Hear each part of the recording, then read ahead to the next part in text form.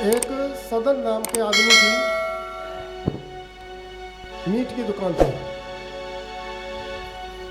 उसका नियम था, सुबेरे अपनी दुकान पे जाता, बकरे काटता और उसका मांस बेचता। परंतु वो उस काम को करते हुए भी ठाकुर जी का नाम जपता था, भजन कीर्तन करता था। तो लोग बड़े हैरान थे कि काम तो क्या करता है और ठाकुर जी का सत्संग करता है। तो जब वो मांस तोलता था तो एक पल्ले में तो मांस रखता था और दूसरे पल्ले में वो सालीग्राम रखता था, जिससे वो मांस तोलता था। सालीग्राम भगवान को से इत्तेफाक से उसकी दुकान के आगे से एक संत निकले और उन्होंने देखा बहुत बदबू आ रही है और उन्होंने रुमाल से अपनी नाक को ढक लिया।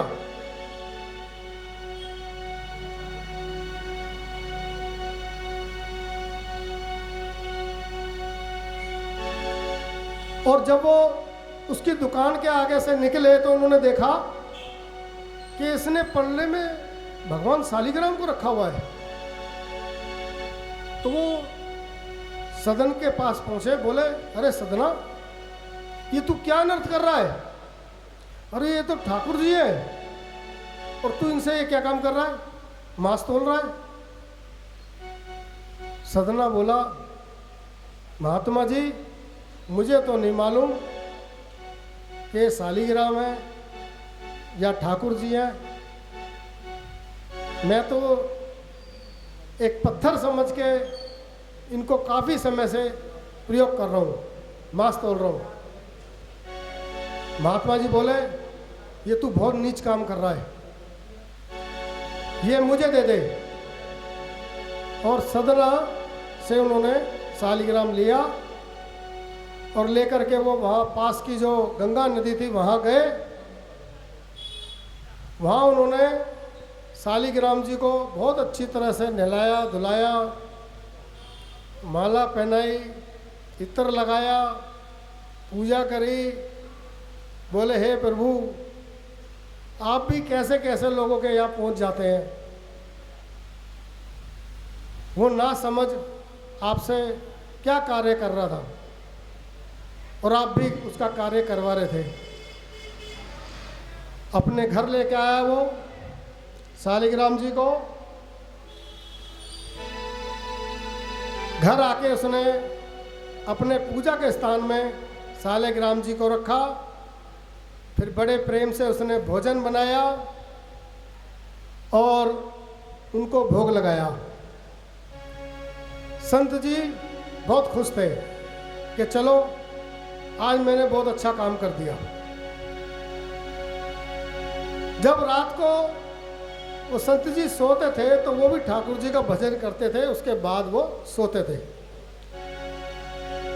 रात को जब संत जी सोए तो उन्होंने देखा, आधी रात को उनको एक सपना आया। सपने में ठाकुर जी ने उन्हें दर्शन दिए। ठाकुर जी बोले, महात्मा जी, संत जी महाराज, ये तुम मुझे वहां से क्यों ले आए? मैं वहां बहुत खुश था। संत जी हैरान, बोले, प्रभु क्या बात कर रहे हो? वो तुमसे मांस तोलता था और आप कह रहे हो मैं वहां बहुत खुश था। बोले, देख भाई महात्मा जी, जब वो मुझे पलड़े में रखता है और वो मांस तोलता है तो मैं कभी इधर जाता हूँ, कभी मैं इधर लुढ़कता हूँ, कभी मैं इधर लुढ़कता हूँ, तो मुझे बड़ा मजा आता है। मुझे भाई लुढ़कने में बड़ा मजा आता है, तो तू मुझे वहीं छोड़ा।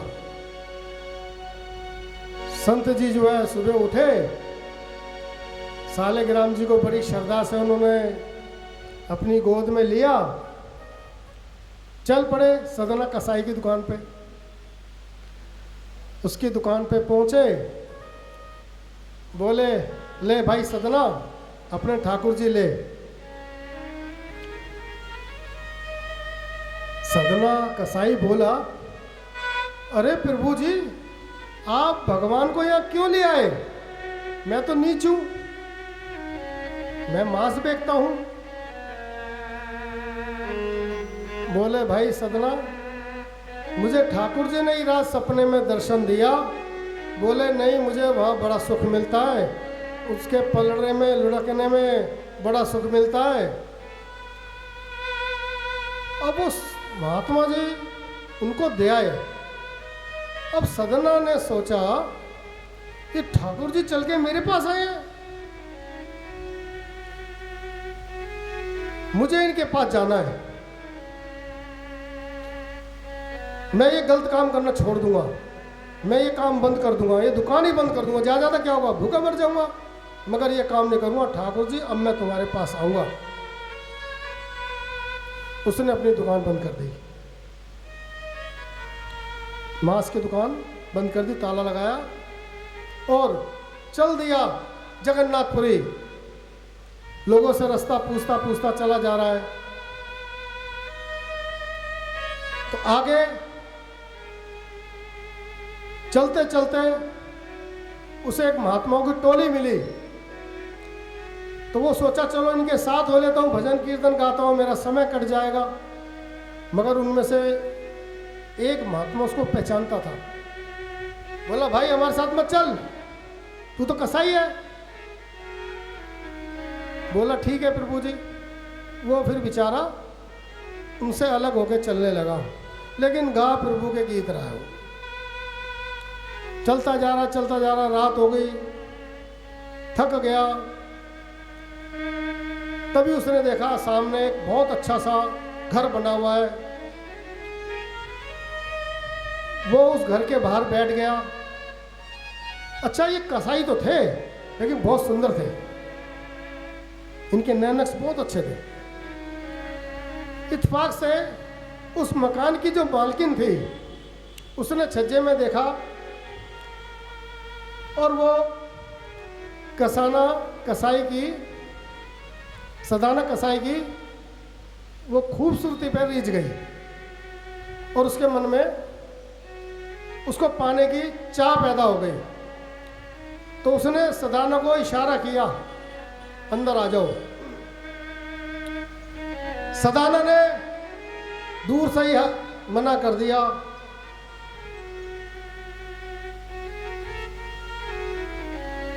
उसने समझा कि ये कह रहा है कि पहले जो तेरा अंदर पति है उसको मार दे, फिर मैं आऊंगा। उसने इशारे को गलत समझ लिया। वो अंदर गई, अंदर तलवार रखी थी। उस तलवार से उसने अपने पति की गर्दन काट दी। फिर बाहर आई, बोली चलो, मैंने जो तुमने मुझे कहा था मैंने काम कर दिया, मैंने अपने पति को मार दिया।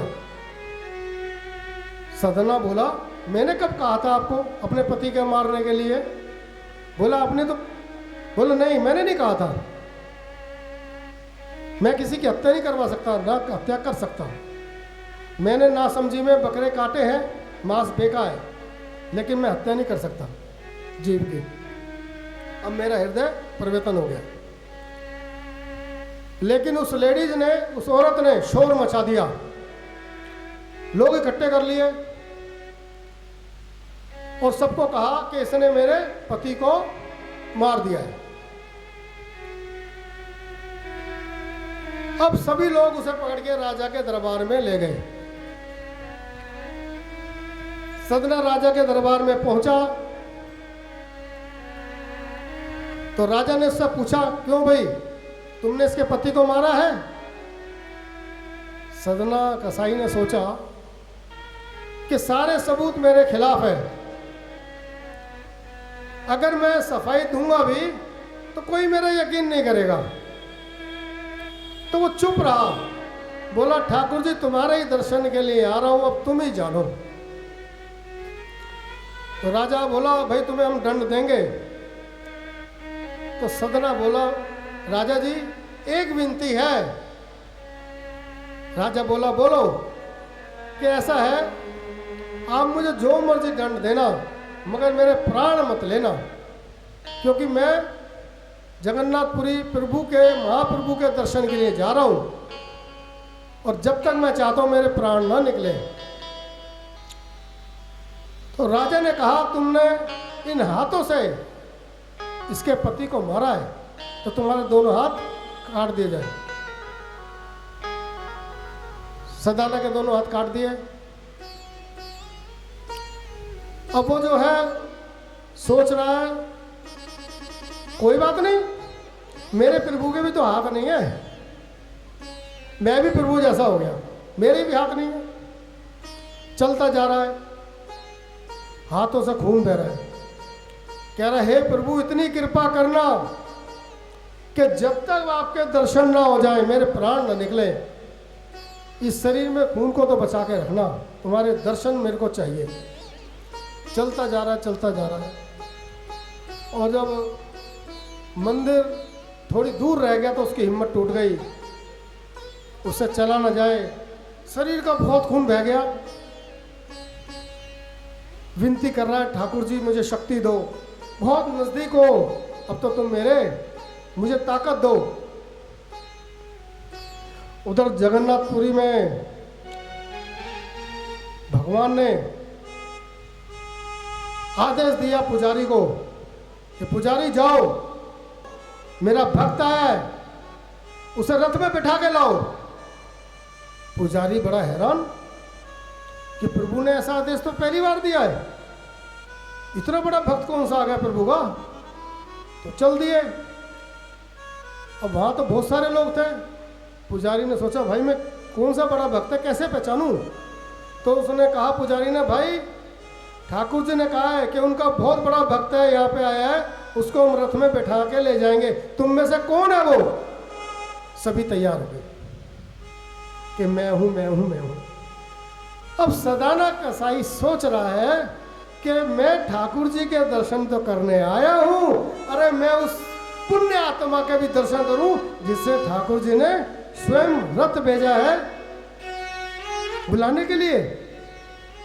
अब पंडित जी हैरान हो गए कि यहां तो भाई सारे ही तैयार हो गए। पंडित जी वापिस आए मंदिर में, बोले प्रभु वहां तो सभी आने को तैयार है, हमें उसकी पहचान बताओ ना, कुछ संकेत दो, जो आपका भक्त है उसका कुछ संकेत दो हमें, ताकि पहचान सके। तो मेरे प्रभु ने क्या कहा, वो मेरे जैसा ही है, उसकी भी बाव नहीं है।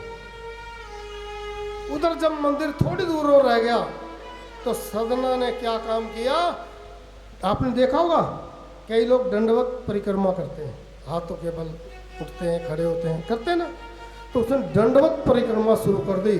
सोचो वो कैसे खड़ा होता होगा, कैसे चलता होगा, मगर शक्ति तो उस परमात्मा की थी।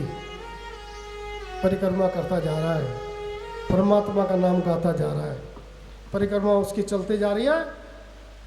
क्या कह रहा है, गोविंद मेरो है, गोपाल मेरो है, गोविंद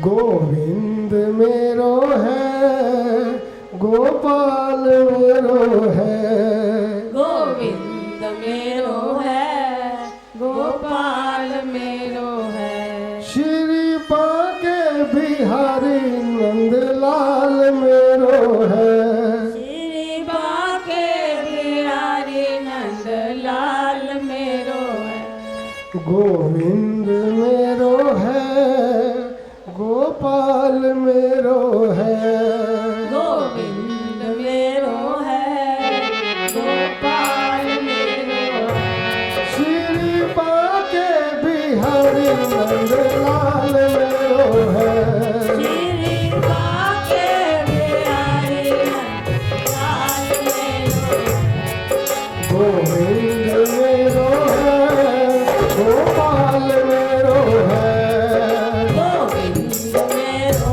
है, गोविंद मेरो है, गोपाल मेरो है। गोविंद मेरो है, गोपाल मेरो है। श्री बाके बिहारी नंदलाल मेरो है। श्री बाके बिहारी नंदलाल मेरो है। श्री बाके बिहारी नंदलाल मेरो है। श्री बाके बिहारी नंदलाल मेरो है। गोविंद मेरो है, गोपाल मेरो है। गोविंद मेरो है, गोपाल मेरो है। गोविंद मेरो है।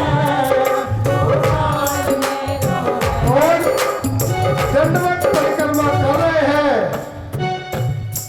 तभी पुजारी रथ लेके फिर आ गया और ध्यान से देखता है भक्तों को, तो उसकी नजर सदना पे पड़ती है और वो कहता है, प्रभु उठो, मेरे प्रभु ने रथ भिजवाया है, बैठो। सदना कहता ना, मैं तो पापी हूं। अरे मैं तो पापी हूं भाई, इतना मेरे पे एहसान मत करो, मुझे इतना मत मान दो, मैं पैदल ही चलूंगा। और सदना पैदल पैदल मंदिर में जाता है। पुजारी कहता है, ये महाप्रभु की आज्ञा है, आप रथ में बैठिए। जबरदस्ती इनको रथ में बैठाया जाता है। मंदिर में जाते हैं तो कहते हैं, प्रभु सिर्फ एक चीज का मुझे उत्तर चाहिए, सिर्फ एक चीज का उत्तर दो। मैंने तो प्रभु सारे जिंदगी बड़ा पाप किया है, मांस बेका, बकरों को काटा, इतनी कृपा मुझ पे क्यों? क्या जवाब दिया महाप्रभु ने, क्योंकि तू उस कर्म को करते हुए भी मेरा नाम लेता था, उस कर्म को करते हुए भी मेरा नाम जपता था, तो मुझे कर्म प्यारा है। तो देखो ऐसे हमारे प्रभु अब बड़े आनंद के साथ, बड़े प्रेम के साथ बोलेंगे, बोल वृंदावन भेलाल की।